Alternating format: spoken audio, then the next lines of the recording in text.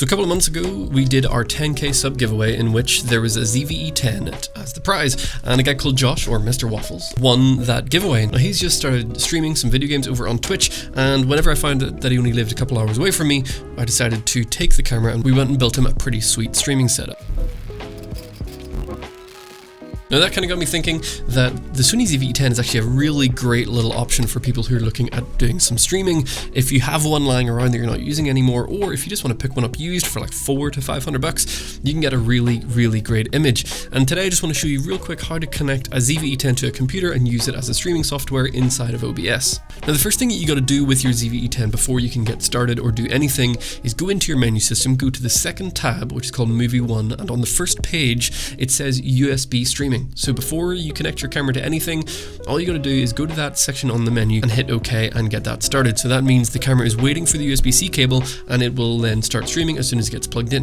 Get your camera mounted wherever you might want it, plug your USB-C cable into your computer and then into your ZVE10 and you're kind of good to go. That's all it takes, which is kind of crazy. So now the camera is literally just plugged in by USB-C straight into my computer.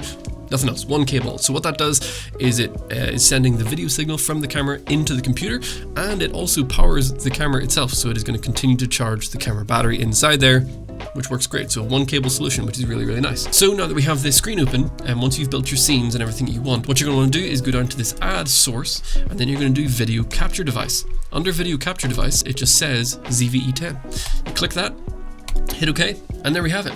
It is already up and running, and it's a pretty nice looking image. Obviously, as you can see here on the screen, it's pretty clean. Now, here's a couple of problems that you might face doing this real quick that I want to outline for you. If you're using the ZVE10 with the USB-C cable straight into the camera, you're actually only capturing 720p. This is not 1080p or 4K. It is only 720. Now, if you're gaming, right, let's say you have a video game running and you just have your camera sort of down in the bottom corner and you're playing your games, doing whatever it is that you're wanting to do, that's fine. 720p is more than enough here. If you're wanting it to be a full screen type of thing, right, you're wanting to have a full video capture, this is when it might be a little bit more beneficial to look at using your HDMI port instead of the USB-C, because USB-C is restricted to 720p. But what you can do is if you take the micro HDMI cable out of the camera and you plug that into a capture card, so Condor Blue make a great little capture card, it's like $30 to $35, and you plug that then into your computer, and you can then run 1080p straight out of the camera and it'll show up as another capture device.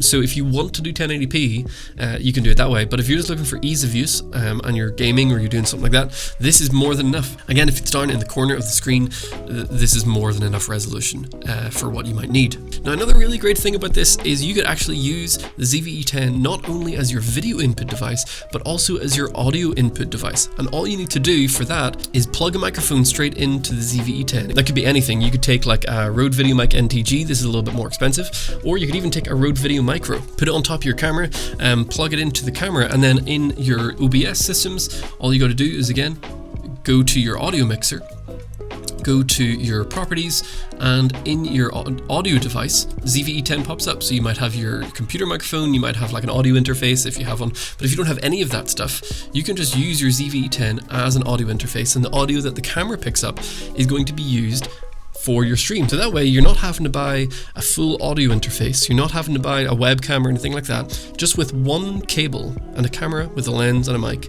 you can get everything straight into your computer as an all-in-one solution, which I think is actually really cool. Now, the only other problem that you might run into doing this would be overheating. So the battery inside the camera can generate quite a lot of heat, especially when it's running for a long period of time. So what you can do is you could just buy a dummy battery instead, which is what I'm going to be doing, and you just plug that straight into the wall. That removes all of the heat from the battery compartment, which will mean you can basically just stream indefinitely. Now, we're testing this at the moment. So Josh, Mr. Waffles over on Twitch, is streaming right now, and he is streaming with the inbuilt battery.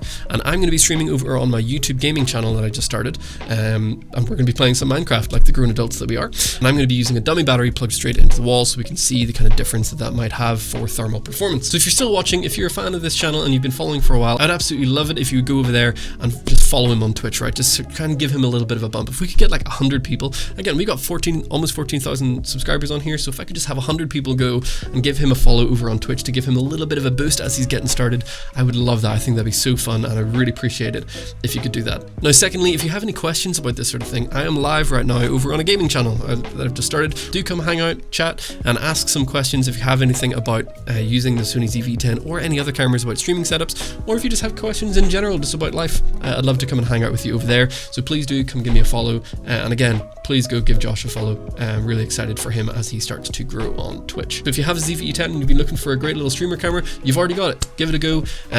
If you've enjoyed the video, do hit the like button, drop a comment down below, or maybe even subscribe as we continue to build this channel. I appreciate all of you for doing so, and I hope that you have a wonderful day.